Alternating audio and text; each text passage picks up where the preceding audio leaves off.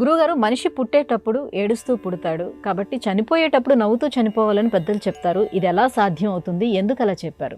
ఇది ప్రయత్నం చేస్తే అవుతుందమ్మా. ప్రయత్నం చేయని వాళ్ళకి అవదు. ఎందుకంటే చాలామందికి ఈ లోకంలో ఏంటంటే మేమే శాశ్వతము. యక్ష ప్రశ్నల్లో యక్షుడు ఈ లోకంలో అత్యంత ఆశ్చర్యకరమైంది ఏది అని అడుగుతాడు ధర్మరాజుని.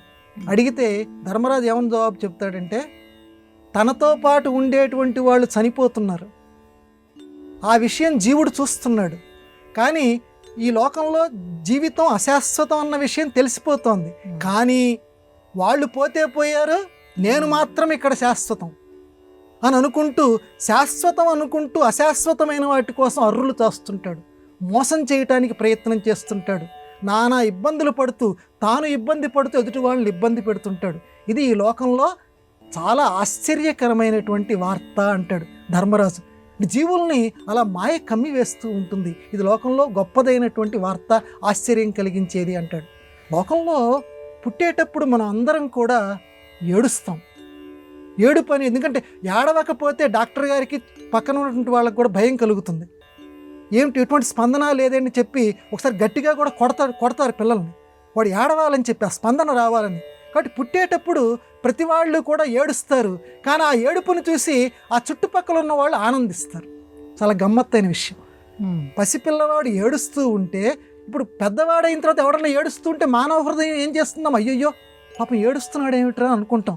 దగ్గరికి వెళ్ళి ఏదో మానవ సహజమైనటువంటి సానుభూతి వాడి ముందు మనం ప్రదర్శించాలి అనుకుంటాం.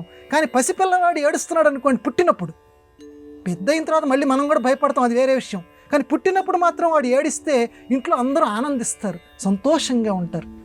కాబట్టి పుట్టినప్పుడు ఏడుపు ఎవరికైనా తప్పదు, ఏడుస్తాం. కానీ చనిపోయేటప్పుడు మాత్రం అందరం కూడా నవ్వుతూ పోవాలి అన్నారు మహానుభావులు. వీపింగ్ వీపింగ్ కానీ లాఫింగ్ లాఫింగ్. పుట్టినప్పుడు ఏడుస్తుంటావు, పోయేటప్పుడు నవ్వుతూ పో. ఎందుకని నవ్వుతూ పోవాలంటే ఎప్పుడు నవ్వు వస్తుంది అంటే, మనం చేయగలిగినంత ఇతరులకి మేలు చేయగలగాలి. అది మాటల ద్వారా కానివ్వండి, చేతల ద్వారా కానివ్వండి, మనకున్నటువంటి ధనం ద్వారా కానివ్వండి, ఏదో ఒక రకంగా ఈ శరీర ఇంద్రియాలు మనకిచ్చినటువంటి పటుత్వంతో చెయ్యగలిగినంత ఇతరులకి చెయ్యాలి.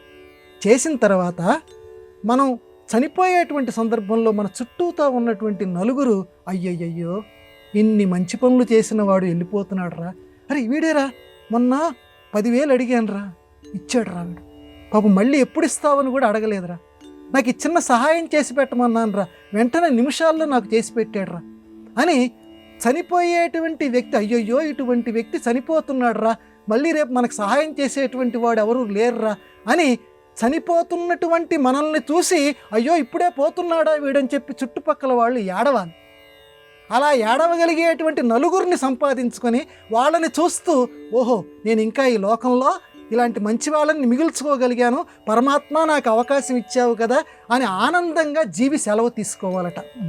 అందుకని పుట్టినప్పుడు మన చేతుల్లో లేదు ఏడుపు, కానీ చచ్చిపోయేటప్పుడు మాత్రం నవ్వు మన చేతుల్లోనే ఉండాలి. ఆ నలుగురిని చూస్తూ నవ్వుతూ చనిపోగలిగితే ఆనందో బ్రహ్మ, ఆనంద స్వరూపమైనటువంటి ఆ బ్రహ్మస్వరూపమైనటువంటి దేవుడిలో కలిసిపోతామని చెప్పారు. ఇది చెప్పినంత తేలికేమీ కాదు, కానీ అభ్యాసం చేస్తే, అభ్యాసయుక్తేన, మళ్ళీ భగవద్గీత మనందరికీ పరమ ప్రామాణికమైనటువంటి పాఠ్యగ్రంథం.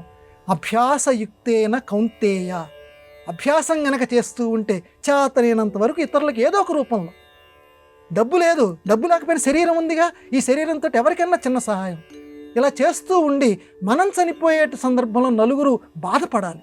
పోతే పోయాడురా అమ్మయ్య పీడ వదిలిపోయింది అని అనుకోకూడదు. అలా నలుగురు మన కోసం దుఃఖపడేటువంటి ఆ క్షణాలతోటి మనం నవ్వుతూ ఆనందంగా సెలవు తీసుకోవాలి. అందువల్ల ఆ రకంగా బతకమన్నారు జీవితంలో.